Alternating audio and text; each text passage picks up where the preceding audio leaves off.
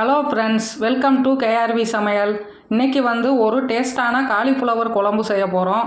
இது இட்லிக்கு, தோசைக்கு, சாதத்துக்கு தொட்டு சாப்பிட்றதுக்கு நல்லா டேஸ்ட்டாக இருக்கும். இதை எப்படி செய்யலான்ட்டு இப்போ பார்க்கலாம். இப்போ ஒரு கடாயில் ஒரு குழிக்கரண்டி கடலை எண்ணெய் விட்டுக்கிறேன். விட்டுட்டு ஒரு கைப்பிடி அளவுக்கு சின்ன வெங்காயம் கட் பண்ணி வச்சுருக்கேன், அதை போட்டுக்கிடுவோம். போட்டுட்டு பூண்டு பல் 6, இஞ்சி துண்டு ஒரு பீஸ் போட்டுட்டு அதை லைட்டாக கலந்து விட்டுக்கிடுவோம். அதை நல்லா லைட்டாக வதக்கிட்டு அதுக்கப்புறமா இதுக்கு தேவையான மசாலா பொருள்கள் மல்லி 3 ஸ்பூன், சீரகம் 1 ஸ்பூன், சோம்பு 1/4 ஸ்பூன், கசகசா 1/2 ஸ்பூன், மிளகு 1/2 ஸ்பூன் எல்லாத்தையும் போட்டுக்கிறோம். இதிலையே போட்டுட்டு தேங்காய் துருவல் ஒரு 1/2 கப் எடுத்திருக்கேன், துருவுனது, அதையும் போட்டுக்கிடுவோம். காஷ்மீரி மிளகாய் வத்தல் 3, தனி மிளகாய் வத்தல் 2 போட்டுக்கிடுவோம். கருவேப்பிலை கொஞ்சம் போட்டுக்கிடுவோம். போட்டுட்டு இதை நல்லா வதக்கிக்கிடுவோம். இப்போ இது நல்லா வதங்கின பிறகு தக்காளி இருக்குல்ல, அது ஒரு தக்காளி கட் பண்ணி வச்சுருக்கேன், அதையும் போட்டு வதக்கிக்கிடுவோம்.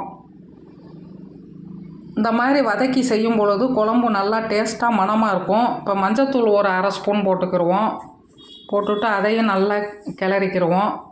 இப்போ நல்லா மசாலா பொருளெல்லாம் நல்லா வதங்கிருச்சு. எடுத்து தட்டில் ஆற வச்சுக்கிடுவோம். இப்போ ஒரு கடாயில் 2 குழிக்கரண்டி கடலை எண்ணெய் விட்டுட்டு சோம்பு ஒரு 1/4 ஸ்பூன், பட்டை ஒரு பீஸு, அன்னாச்சி பூ 1, ஏலக்காய் 1, கிராம்பு 2 போட்டு நல்லா பொரியட்டும். பொரிஞ்ச பிறகு சின்ன வெங்காயம் கொஞ்சம் கட் பண்ணி வச்சுருக்கேன், கருவேப்பிலை கொஞ்சம் போட்டு நல்லா வதக்கிக்கிடுவோம்.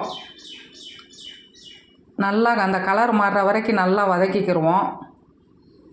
இந்த மாதிரி நல்லா வதங்கின பிறகு காலிஃப்ளவர் ஒரு பூ மஞ்சத்தூள் உப்பு போட்டு கொதிக்கிற தண்ணியில் போட்டு நல்லா அலசி எடுத்து வச்சுருக்கேன், அதையும் போட்டுக்கிடுவோம். போட்டுட்டு இதையும் கொஞ்சம் நேரம் வதக்கிக்கிடுவோம். அது வதங்கிட்டு இருக்கட்டும். இப்போ நம்ம மசாலா பொருள் ஆறிடுச்சு. அதை மிக்ஸி ஜாரில் போட்டு நல்லா ஃபைன் பேஸ்ட்டாக அரைச்சி எடுத்துகிட்டு வந்துடுவோம். இப்போ அரைச்சி எடுத்தாச்சு, இந்த மாதிரி அரைச்சி எடுக்கணும்.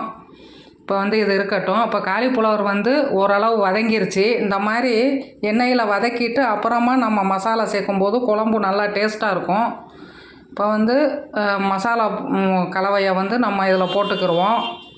போட்டுட்டு இதை நல்லா கலந்து விட்டுக்கிடுவோம்.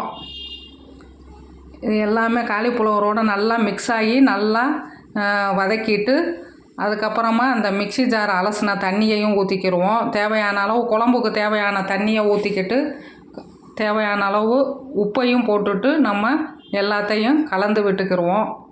இப்போ உப்பு 1 ஸ்பூன் போட்டுக்கிறேன். போட்டுட்டு நல்லா கிண்டிட்டு நல்லா குழம்பு கொதிக்கட்டும்.